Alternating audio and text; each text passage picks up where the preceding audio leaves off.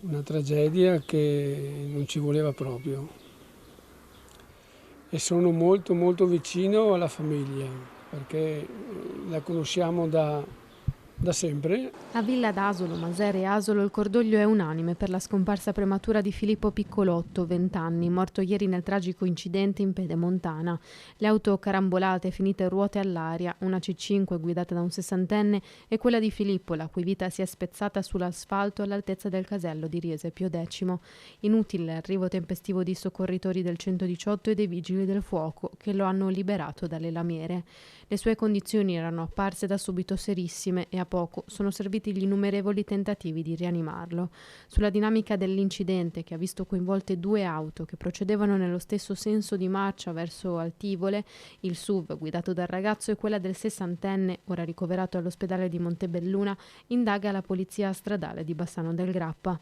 Filippo, 20 anni, lascia 2 fratelli, mamma Savina e papà Ivan.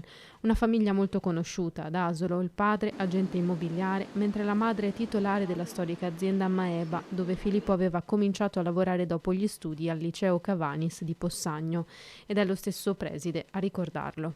Ha molto degno di essere in una scuola come la nostra che insomma tiene in primo piano i valori della semplicità, dell'umiltà, dell'onestà,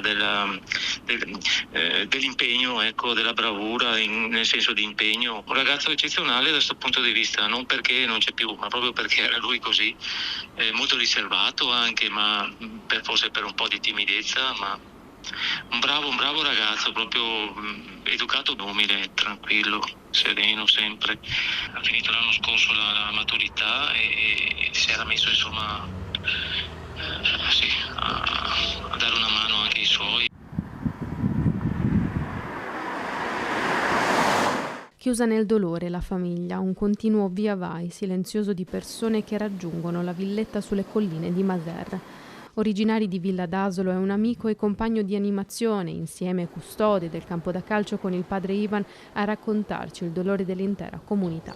Ci sarebbe tante cose da dire, ma io conosco bene il papà Ivan, che si può dire solo bene di quella famiglia.